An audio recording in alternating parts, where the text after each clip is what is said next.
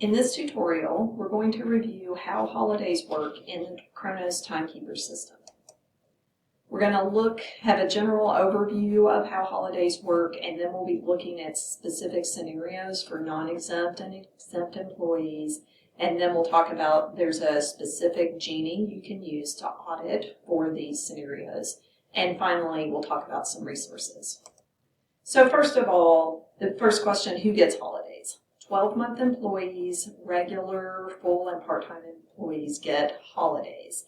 10 and 11-month employees have non-work days on their time cards when 12-month employees have holidays. The holiday schedule has to be approved by the appropriate board, and then the calendar is built out by the coordinator of the time and attendance system. The last thing to talk about is how holidays interact with employees' time during a holiday week.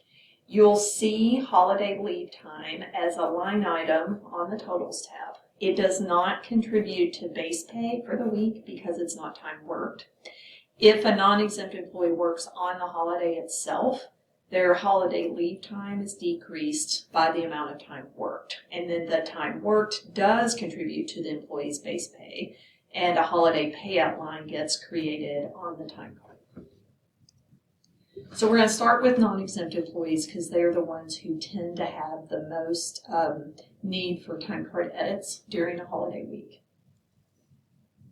This is a plain time card with no holiday-related issues.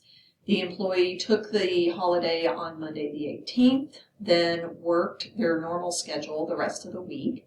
In the totals tab area, you can see that they have 32 hours of base pay, 8 hours of holiday leave, and that gives them their 40 hours for the week.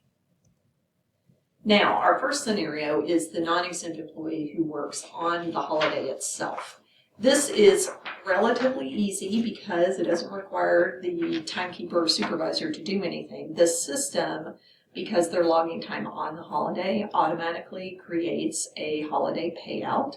So you can see the time worked on Monday, and then down at the bottom of the time card, there's a line for holiday payout. It also shows up on the time card for the employee.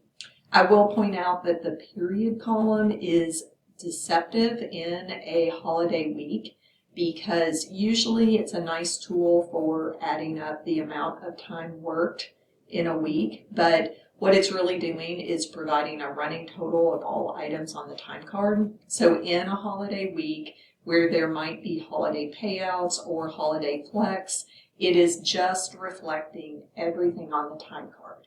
So the big takeaway here is, especially in a holiday week, you have to look at the totals tab. That's where you are going to get your most reliable information. Now, if the non-exempt employee works on the holiday and wants to use the time elsewhere in the week, the first thing to remember is they have to use it in the same work week. By policy, they cannot flex outside of the work week. And what has to happen is the supervisor or timekeeper applies the pay code holiday flex used to the time card on the day that they took their time. So the screenshot on the slide is showing it before holiday flex has been applied. So you'll see the employee logged 3 hours of worked time on Monday, the 18th, and then it triggers automatically a payout of 3 hours. They also have a shortfall of 3 hours for the week, and it's pulling from annual leave. That's because the holiday flex used has not been applied yet. On this next slide, you can see that the holiday flex used has been added to the time card on the 22nd. The cascade has been backed out. The holiday payout has also been backed out, and the employee has the appropriate amount of leave time and time worked for the week. The next scenario is when a non-exempt employee works beyond their schedule, but it's not on the holiday itself. This is the most common scenario that we tend to see for non-exempt employees. The employee took the holiday, but they ended up working extra time later on in the week. Because we are a pay by exception organization, the system could not be configured to do this payout automatically, and instead the supervisor or timekeeper has to apply a manual fix. You go to the pay code column, you add in holiday flex for the amount of additional time worked, and then that will generate the holiday payout line that pays the employee. So on this screenshot, we're seeing the time card after pay period close has run. Nothing has been done to generate the additional pay. On this screenshot, you can see that a holiday flex line has been added for 3.5 hours, and it then generates the holiday payout, which is paid at the employee's regular hourly rate. The last scenario for a non-exempt employee is when they work on the holiday and beyond their schedule elsewhere in the holiday week as well. So Kronos automatically makes the holiday payout line for the time worked on the holiday, but then the supervisor or timekeeper has to add in a holiday flex line for the additional time worked. And then Kronos updates the holiday payout line to include all of the time. So on this screenshot, it's got the automatically created holiday payout, but you can see by looking at the base pay down in the totals tab that the person worked additional time. If they had not worked any additional time, it would say 35 hours. So on this next slide, you can see the holiday flex line has been added for 3.5 hours, and now the holiday payout is correct at 6.5 hours. So the trickiest part of all of this is trying to figure out, well, how do I know how much additional time the employee worked? And the thing to do is to start with, well, did they do it on the holiday? Did they do it elsewhere in the work week?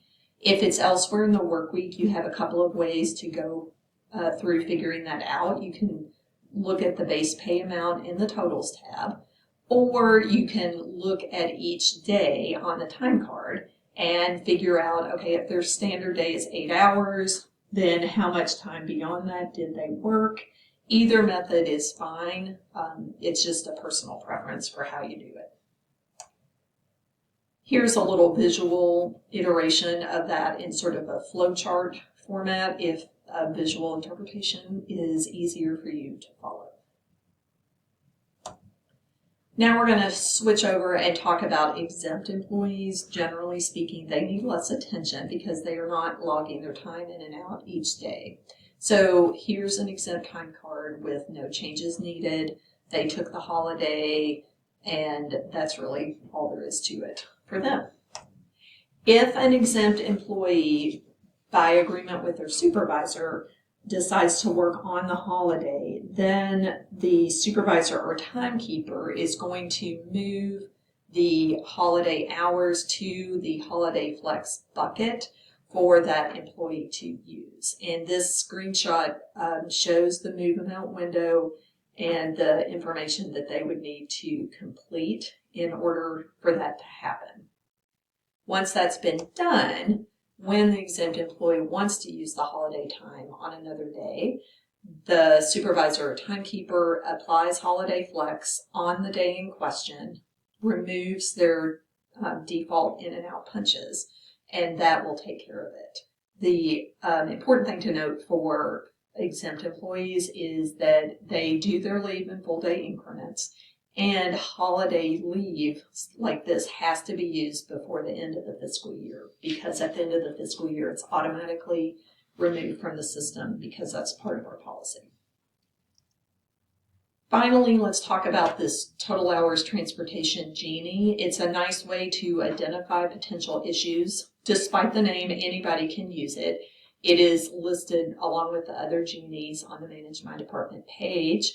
Once you've opened it for your location, you or your employees, you would sort by the total hours column and then look at the total hours, and then it's going to have additional columns of information I'm going to show you on this next slide.